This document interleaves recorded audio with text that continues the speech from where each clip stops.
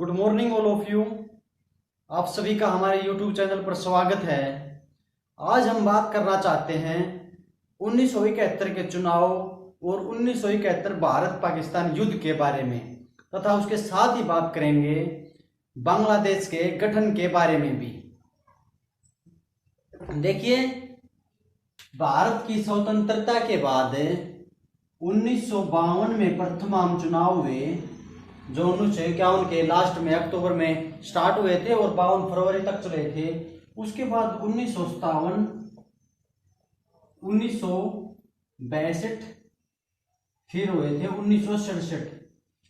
इनमें जब चुनाव हुए तो लोकसभा और विधानसभाओं के चुनाव एक साथ हुए थे। लेकिन 1967 में क्या हुआ, राज्यों में क्षेत्रीय दल उभर कर आने लगे, जिसके कारण जब चुनाव होते थे तो जो राज्यों में क्षेत्रीय दल थे वो क्षेत्रीय मुद्दों को दिखाकर बढ़त ले लेते थे। तो इंदिरा गांधी ने सोचा कि लोकसभा और विधानसभाओं के चुनाव अलग अलग कराना ही उचित होगा। तो उन्होंने 1972 की बजाय 1971 में ही चुनाव करा दिए, क्योंकि अगर लोकसभा और राज्यों की विधानसभाओं के चुनाव अलग अलग होंगे तो जो राष्ट्रीय मुद्दे हैं वो केंद्र में रहेंगे, जिसके कारण राष्ट्रीय सरकार को मदद मिलेगी। तो उन्होंने एक साल पहले 1971 में चुनाव करा दिए। और 1971 के जब चुनाव हुए थे तो इंदिरा गांधी की टक्कर में थे चार मुख्य पार्टियां, जो कि एक ग्रैंड अलायंस यानी महागठबंधन बनाकर लड़ रही थी। तो वो कौन कौन सी पार्टियां थी उसके बारे में बात करें तो नंबर एक थी आईएनसी ऑर्गेनाइजेशन। 1969 में जो कांग्रेस थी वो दो भागों में बट गई थी।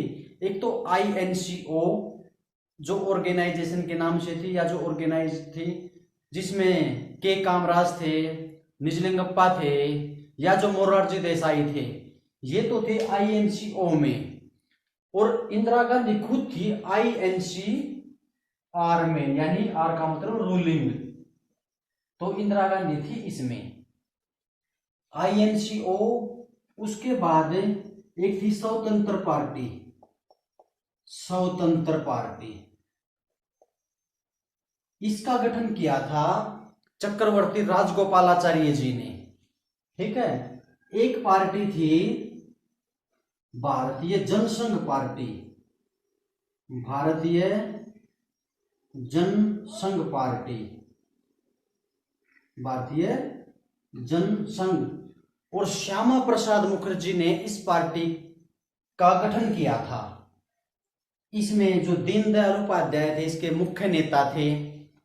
और जो ये जनसंघ पार्टी थी ये 1977 में जनता पार्टी में मर्ज हो गई थी। ठीक है। और 1977 के बाद 1980 में बीजेपी का गठन भी इसी से हुआ है। ठीक है। और एक चौथी पार्टी थी संयुक्त सोशलिस्ट पार्टी। संयुक्त सोशलिस्ट पार्टी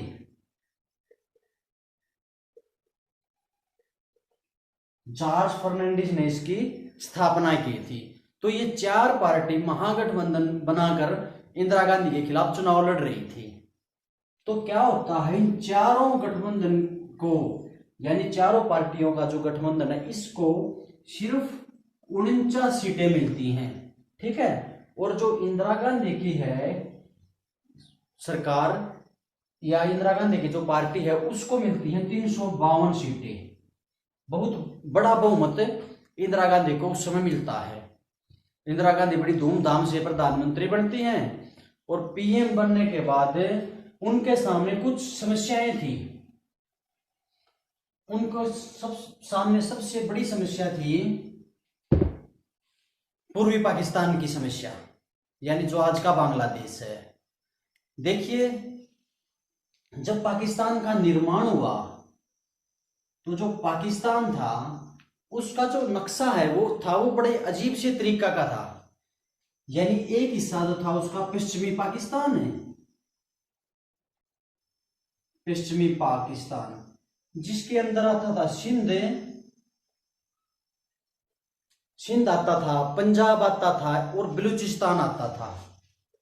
सिंध, पंजाब और बलूचिस्तान आता था। और एक था पूर्वी पाकिस्तान। जो पूर्वी पाकिस्तान वह था जो आज का बांग्लादेश है।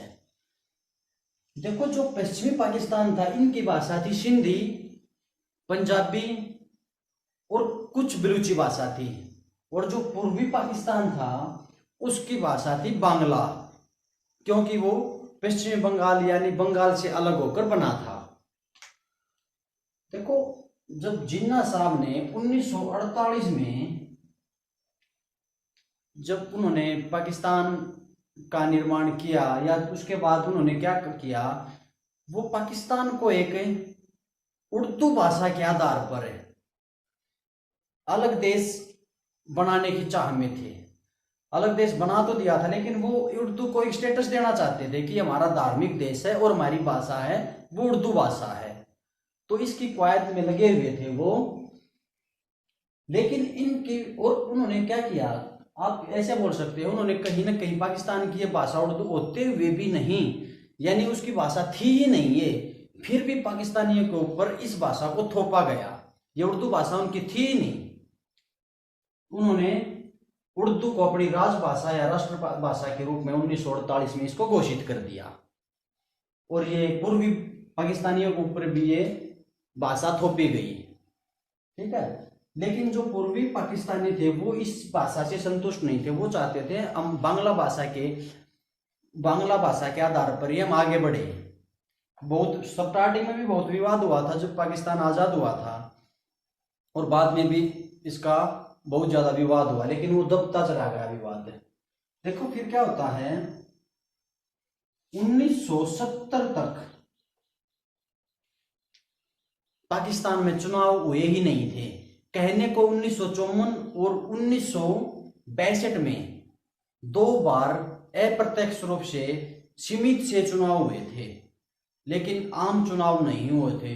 उस समय यानी 1970 में याहिया खान थे जो, वो पाकिस्तान की सेना के तानाशाह थे।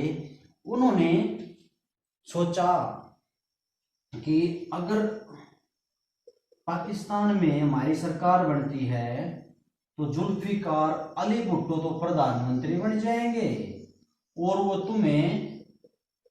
मुझे राष्ट्रपति बनाने की व्यवस्था करेंगे। ये उसने सोचा, और उन्होंने सोचा कि हम पहली बार आम चुनाव कराएंगे 1970 में, ठीक है। उसके बाद क्या होता है, आम चुनाव कराते हैं ये। इसके बाद पहली बार पाकिस्तान में 1970 में आम चुनाव होते हैं, और 2 पार्टियों में टक्कर थी।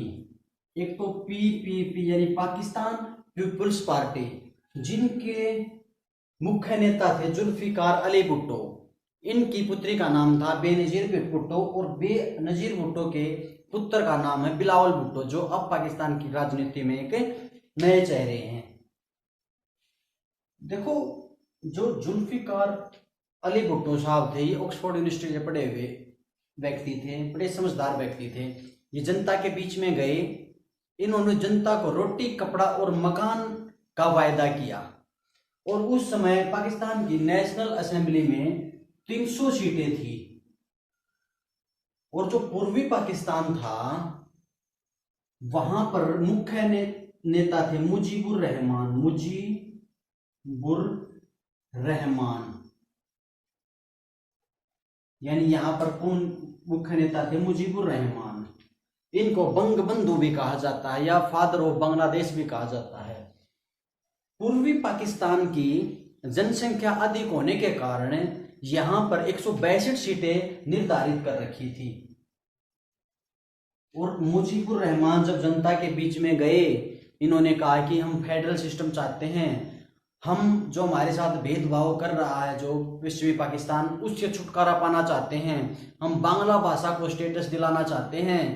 ये जनता में इन बातों को इन्होंने रखा, तो जनता ने फिर 99% सीटें यानी 160 सीटें मुजीबुर रहमान की जोड़ी में डाल दी। इसके बाद जो याहिया खान है, याहिया खान बहुत ही गुस्से में होते हैं, उनको ये पसंद ही नहीं आया। वे चाहते थे कि जुल्फिकार जो भुट्टो साहब हैं वो प्रधानमंत्री बनने चाहिए थे। लेकिन उन्होंने क्या किया, फिर याहिया खान ने नेशनल असेंबली की मीटिंग बुलाए बिना ही ये घोषणा कर दी कि आज से पाकिस्तान के जो प्रधानमंत्री हैं वो भुट्टो साहब होंगे, यानी जुल्फिकार अली भुट्टो होंगे। इसके बाद मुजीबुर रहमान ने क्या किया, सविनय अवज्ञा आंदोलन किया, सविनय अवज्ञा आंदोलन, और जनता ने इनका भरपूर साथ दिया।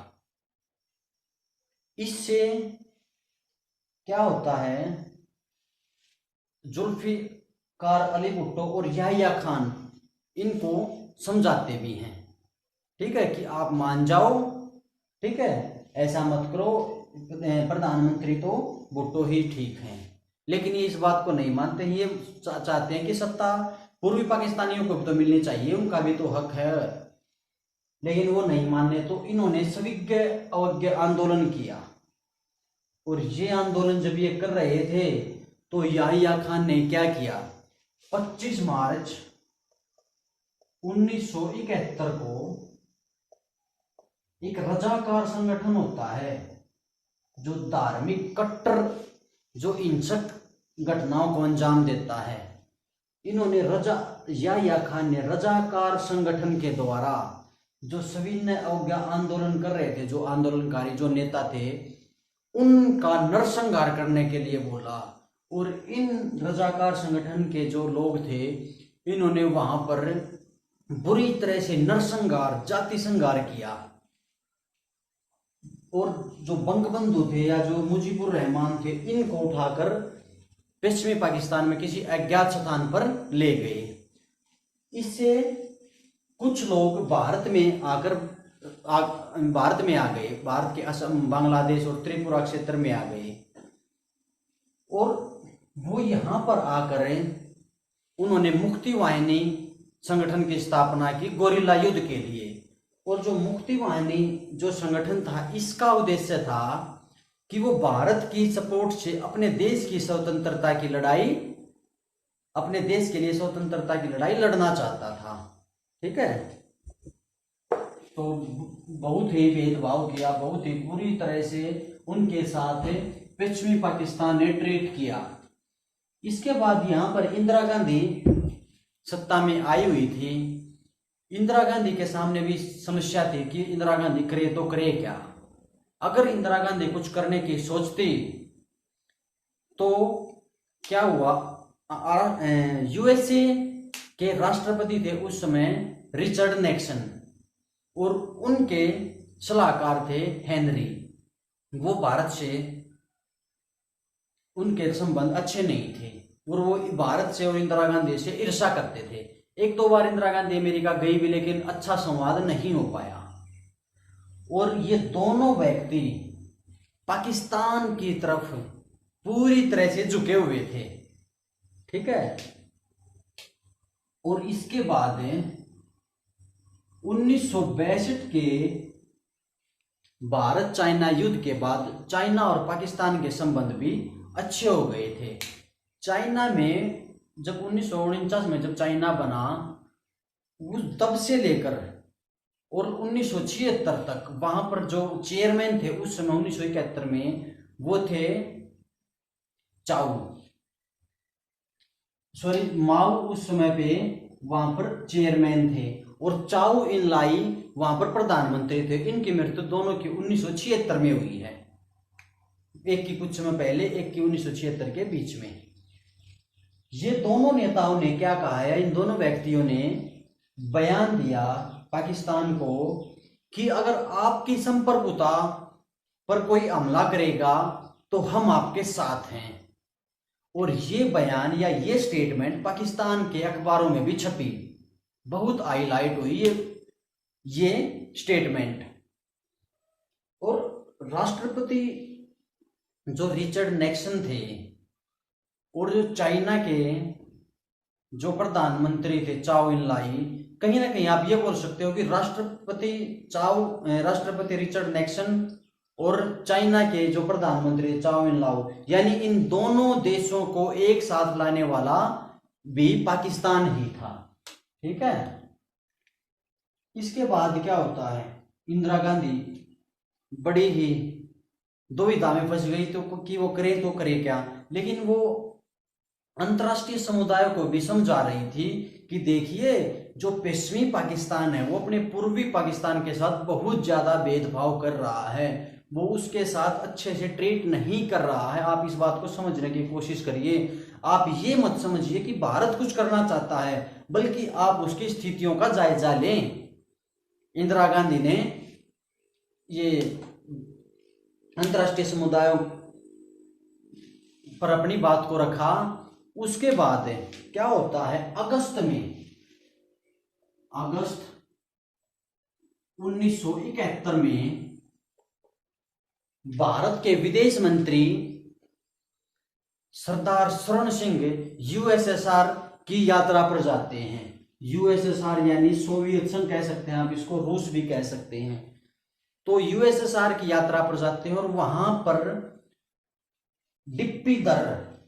डिप्टी जो दर थे वो भारत की तरफ से राजदूत थे वहां पर, और वो इंदिरा गांधी के बहुत ही विश्वसनीय थे। देखो भारत एक कमजोर देश था उस समय, वे गरीब देश था, क्योंकि 1962 में वो चाइना से हार चुका था और 65 के युद्ध के बाद उसकी अर्थव्यवस्था थी वो बिल्कुल ही डाउन हो चुकी थी या डामाडोल हो चुकी थी। तो इंदिरा गांधी रिस्क अकेले नहीं ले सकती थी कोई वो कुछ करें। तो जब वहां पर हमारे सरदार शरण सिंह रशिया में जाते हैं तो कुछ किताबों में माना जाता है, जो रामचंद्र गुहा जी की या जो विपिन चंद्र जी की जो बुक्स हैं या कुछ और भी बुक्स हैं, तो वो मानती हैं कि यूएसएसआर ने भारत के सामने स्वयं खुद कहा था कि हम एक दीर्घकालीन मैत्री संधि स्थापित कर लेते हैं। यानी खुद यूएसएसआर ने अप्रोच किया था भारत को कि क्यों ना हम एक दीर्घकालीन मैत्री संधि स्थापित कर ले, लेकिन करना तो भारत को चाहिए था क्योंकि भारत एक गरीब देश था, एक कमजोर देश था, लेकिन खुद किया यूएसएसआर ने। उन्होंने क्यों किया, देखो जब से चाइना का निर्माण हुआ था, चाइना धीरे धीरे ऊपर चढ़ता जा रहा था, यानी वो रशिया के कंट्रोल से या यूएसएसआर के कंट्रोल से बाहर जाता जा रहा था। और एक बार 1969 को तो उरी नदी के समीप दोनों देशों के युद्ध होते होते बचे थे, यानी रशिया का और चाइना का। और जो चाइना था वो रशिया के कंट्रोल से यानी यूएसएसआर के कंट्रोल से बाहर जा चुका था, बाहर जाने लग रहा था। तो यूएसएसआर सोचता था कि एशिया में बैलेंस स्थापित रखने के लिए अगर चाइना, अमेरिका और पाकिस्तान अगर एक फ्रंट बनते हैं तो यूएसएसआर के साथ भारत, और कल को अगर बांग्लादेश का भी गठन होता है तो हम तीनों मिलकर कम से कम एशिया में जो संतुलन है उसको बनाकर रख सकते हैं। ठीक है, तो ये कहीं ना कहीं अप्रोच थी यूएसएसआर की। फिर उसके बाद कुछ समय के बाद इंदिरा गांधी यूएसएसआर जाती है और वहां के राष्ट्रपति से उनकी ये संधि होती है। तो संधियों में क्या लिखा जाता है कि अगर इन दोनों देशों के साथ किसी देश का युद्ध होगा तो ये दोनों देश एक दूसरे की मदद करेंगे और आपस में बातचीत करेंगे। ये उस मैत्री संधि में लिख दिया गया। इसके बाद क्या होता है, इसके बाद भारत की जो स्थिति हो मजबूत हो जाती है, भारत के हालात मजबूत हो जाते हैं। और उसी समय जो यूएसए यानी जो अमेरिका है वो भी वियतनाम में युद्ध में उलझा हुआ था, अमेरिका के हाथ भी जड़े हुए थे, वो भी ज्यादा कुछ करने की नहीं सोच सकता था। इसके बाद इंदिरा गांधी भारत में आई और स्थिति उस समय कुछ ज्यादा अच्छी नहीं थी, क्योंकि एक माना जाता है 1 करोड़ रिफ्यूजी भारत में आ चुके थे। उनको वित्तीय सहायता या उनको जो भी बहुत सारी उनकी जो भी हो रहा था वो भारत कर रहा था उनकी मदद है। तो इंदिरा गांधी ने भारत आते ही मानेकशॉ थे इनके यहाँ पर सलाहकार, उनसे इंदिरा गांधी ने पूछा कि आप उपयुक्त समय बताइए, अगर हमें युद्ध करना भी पड़ा तो हम किस समय और किस स्थान पर युद्ध करें। तो मानेकशॉ ने कहा कि अगर युद्ध करना पड़ा तो हम एक तो बरसात के सीजन में युद्ध नहीं करेंगे, क्योंकि बरसात के समय पर जो ढाका के पास का जो क्षेत्र है वहां पर दलदली मिट्टी है, हमारी सेनाएं वहां पर कुछ नहीं कर पाएंगी या हमारी सेनाएं नहीं चल पाएंगी। और ना ही हम गर्मियों में युद्ध करेंगे, क्योंकि गर्मियों में चाइना भी अपनी जो सेना भारत में भेज सकता है, भारत पर हमला कर सकता है। हम युद्ध करेंगे तो हम करेंगे सर्दियों में युद्ध, क्योंकि सर्दियों में जो हिमालय है वो बर्फ से ढका हुआ होगा, चाइना कोई भी मदद चाहकर भी पाकिस्तान की मदद नहीं कर पाएगा, और ना ही कश्मीर की तरफ से युद्ध हो पाएगा। कुछ युद्ध होगा राजस्थान की तरफ से, कुछ होगा गुजरात के कच्छ की तरफ से, जिसमें 1965 में जहां से युद्ध हुआ था, और हम ढाका पर अपना पूरा फोकस रखेंगे। इसके बाद इंदिरा गांधी भी पशुपेश में थी कि अगर उन्होंने पहला अटैक कर दिया पाकिस्तान पर तो इतिहास में लिखा जाएगा कि भारत ने युद्ध करने में पहल की थी। तो इंदिरा गांधी भी कहीं ना कहीं कुछ नहीं सोच पा रही थी कि वो करें तो करें क्या, लेकिन माना जाता है कि अंदर ही अंदर उन्होंने मन बना लिया था कि 4 दिसंबर को युद्ध स्टार्ट हो जाएगा, या 4 दिसंबर को भारत पाकिस्तान पर हमला कर देगा। पाकिस्तान को इस बात का पता चल गया, और पहली गलती याहिया खान ने कर दी। याहिया खान ने क्या किया, 3 दिसंबर को ही भारत पर सैन्य हमले कर दिए, और भारत पर सैन्य हमले करते ही भारत में पूर्वी जो कमांड थी उसके चीफ थे हमारे यहाँ पर जनरल अरोड़ा जी। इंदिरा गांधी ने जनरल अरोड़ा को कहा कि जितनी जल्दी हो सके युद्ध को समाप्त करिए। तो फिर क्या हुआ, 3 दिसंबर को युद्ध शुरू हुआ था। 6 दिसंबर को भारत ने स्वतंत्र बांग्लादेश को मान्यता दे दी। उसके बाद 13 दिसंबर को भारत की सेना ने बांग्लादेश के जो ढाका है उसको घेर लिया, और ढाका को घेरने के बाद 16 दिसंबर को जो पाकिस्तान के जो जनरल नियाजी थे उन्होंने हमारे अरोड़ा जी के सामने आत्मसमर्पण कर दिया, यानी पाकिस्तान की सेना ने घुटने टेक दिए।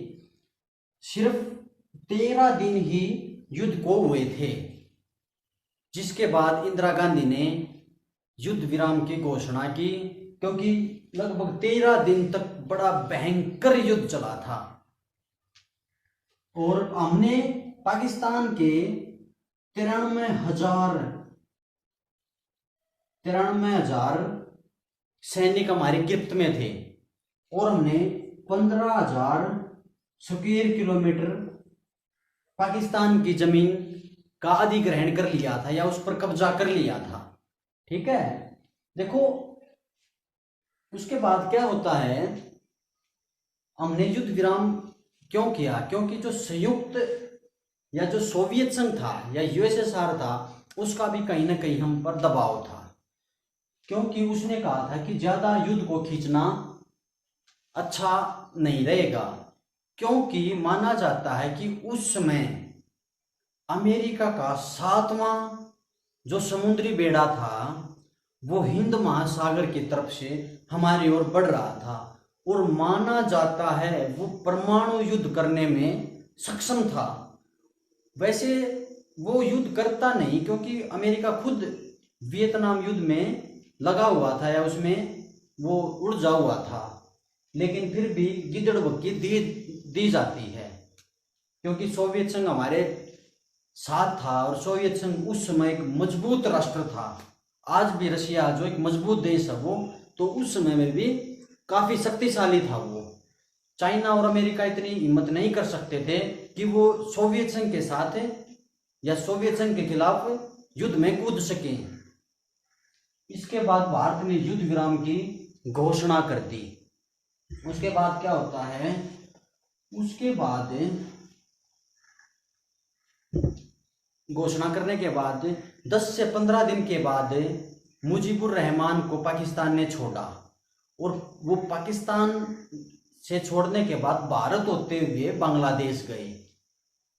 इससे उन्होंने कहा कि मैं बांग्लादेश में 4 सिद्धांतों का प्रतिपादन करूंगा, जिसको बोला जाता है मुजीबिज्म या मुजीबवाद। उसमें 4 सिद्धांत कौन से थे? उसने एक कहा कि मैं राष्ट्रवाद को रखूंगा। दूसरा उसने कहा कि मैं लोकतंत्र स्थापित करूंगा। और तीसरा उसने कहा कि मैं धर्मनिरपेक्ष, क्योंकि वहां पर हर धर्म के लोग रहते थे, हिंदू भी रहते थे, अल्पसंख्यक भी थे, कि मैं धर्मनिरपेक्ष राष्ट्र की बात करूंगा, सभी धर्मों के व्यक्तियों को अधिकार दूंगा। और एक उसने कहा कि मैं समानता का भाव रखूंगा सभी के साथ, किसी के साथ कोई भी भेदभाव नहीं करूंगा। इसको मुजीबिज्म कहा जाता है। इसके बाद बांग्लादेश का गठन हो जाता है और इंदिरा गांधी भी खुश होती हैं, मुजीबुर रहमान भी खुश होते हैं। इसके बाद 1972 में शिमला समझौता होता है। उसमें पाकिस्तान की साइड से जुल्फिकार अली भुट्टो आते हैं और भारत की तरफ से इंदिरा गांधी जाती हैं, तथा एक पार्टी के रूप में बांग्लादेश को भी रखा जाता है। इसमें क्या होता है, इसमें पाकिस्तान ने कहा कि हमारे जो 93,000 सैनिक हैं और हमारा क्षेत्र को छोड़ दीजिए 15,000। तो भारत ने उनके 93,000 सैनिकों को छोड़ दिया और 15,000 स्क्वायर किलोमीटर के एरिया में से कुछ हिस्से को छोड़कर वापस पाकिस्तान को दे दिया। और इंदिरा गांधी ने कहा कि 1948 में जो रेड क्लिफ रेखा का जो निर्धारण हुआ था, उसको दोनों देश मान्यता प्राप्त करेंगे। अगर कोई भी विवाद होता दोनों के देशों के बीच में, तो आपसी बैठक के द्वारा उसको सुलझाया जाएगा, किसी अन्य देश या अन्य संगठन को बीच में नहीं लाया जाएगा। इन बातों पर सहमति हुई और माना जाता है कि दीपीधर या कुछ अन्य लोगों ने कहा था कि भारत इन सैनिकों और जमीन के बदले में पाकिस्तान से बहुत कुछ वसूल सकता था, लेकिन इंदिरा गांधी ने ऐसा नहीं किया। इंदिरा गांधी सोचती थी कि कुछ न कुछ पाकिस्तान की तरफ से अच्छा रिएक्शन आएगा। अगर वो पाकिस्तान का वैसे ही आधा भाग उससे कट चुका है, अगर ये हिस्सा भी ले लेंगे तो आतंकवादी गतिविधियां या अशांति सदा के लिए स्थायी रूप से स्थापित हो जाएगी। तो इंदिरा गांधी ने ऐसा ही सोचा कि कुछ अच्छे रिएक्शन पाकिस्तान की तरफ से आएंगे, लेकिन कभी भी पाकिस्तान की तरफ से अच्छे रिएक्शन नहीं आए। उसके बाद इंदिरा गांधी की धाक जमी, इंदिरा गांधी की शक्ति बढ़ गई और 1962 में जो युद्ध हुआ था उसका भी कहीं ना कहीं उन गांवों पर भी मरहम लगी इस युद्ध की जीत के बाद। और पाकिस्तान के अखबारों में खबर छपी कि 1000 साल के इतिहास में पहली बार हिंदुओं ने मुसलमानों को हराया है। उन्होंने कहीं ना कहीं इसको सांप्रदायिक रंग देने की बात कही, क्योंकि पाकिस्तान ऐसा कर सकता है, वो एक धार्मिक देश है, वो एक धर्म को मानने वाला देश है, लेकिन भारत ऐसे बयान नहीं दे सकता क्योंकि भारत एक धर्मनिरपेक्ष राष्ट्र है। तो इस प्रकार से हमने पाकिस्तान पर जीत हासिल की, बांग्लादेश का भी हमने गठन कराया, इससे इंदिरा गांधी की शक्ति और बढ़ गई। तो आज हम इतना ही करेंगे, हम अपनी क्लास को विराम देते हैं। आप सभी का बहुत बहुत धन्यवाद।